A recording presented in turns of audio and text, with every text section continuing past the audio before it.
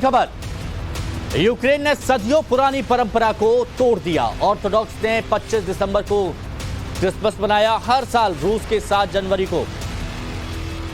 जनवरी को क्रिसमस मनाते थे। रूस से हर संबंध खत्म करना एकमात्र यहां पर मकसद साफ नजर आ रहा है। ऑर्थोडॉक्स चर्च ने दी थी लोगों को मंजूरी कि भाई 7 जनवरी आप क्रिसमस मनाइए।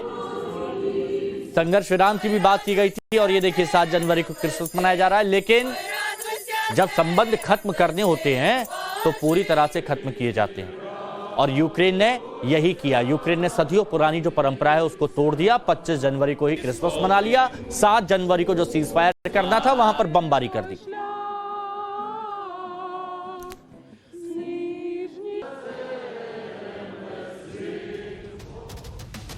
तो देखिए, अब आपको यह भी जानना चाहिए कि क्रिसमस मनाने के लिए यूक्रेन की परंपरा क्या रही है और इस बार परंपरा को कैसे तोड़ दिया गया। पूरा आपको यहां पर समझाते ताकि आप बेहतर तरीके से समझ पाए।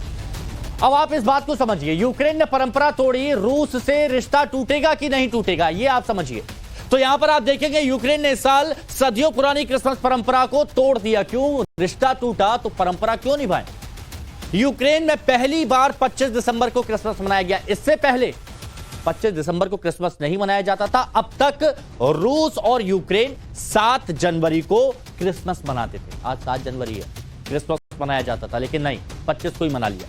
यूक्रेन के ऑर्थोडॉक्स चर्च ने क्रिसमस मनाने की मंजूरी दी थी और यूक्रेन के ऑर्थोडॉक्स समुदाय ने यूरोप के साथ जश्न मनाया। 25 तारीख को ही जश्न मना लिया, नहीं इंतजार करना 7 तारीख का।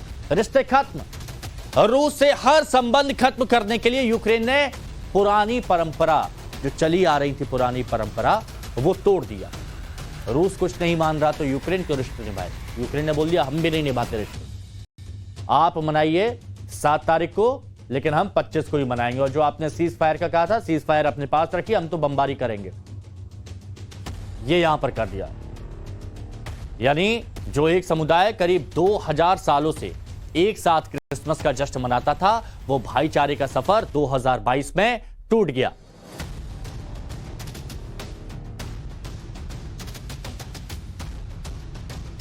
यूक्रेन में पहली बार 25 दिसंबर को क्रिसमस मनाया गया। अब तक रूस और यूक्रेन 7 जनवरी को मनाते थे क्रिसमस। मतलब यह कि दोनों देशों में ऑर्थोडॉक्स क्रिश्चियंस की आबादी सबसे ज्यादा है और इन दोनों देशों में एक साथ 7 जनवरी को क्रिसमस मनाया जाता था।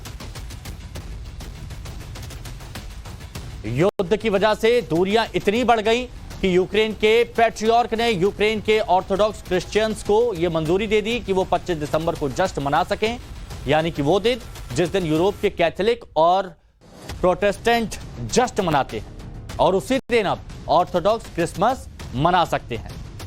इसके साथ ही यूक्रेन के पैट्रियार्क ने मंजूरी दी और यूक्रेन ने यूरोप के साथ 25 दिसंबर को ही जश्न मना लिया। हर संबंध खत्म करने की जो बात यहां पर की जा रही है। यूक्रेन ऑर्थोडॉक्स का 25 दिसंबर को क्रिसमस मनाना बहुत बड़ा संकेत है, क्योंकि क्रिश्चियनिटी के बीच की दीवार, यानी कैथोलिक वर्ल्ड और ऑर्थोडॉक्स वर्ल्ड के बीच की दीवार काफी पुरानी, और दोनों पंथ अलग अलग चीजें मानते थे, अब मान रहे हैं।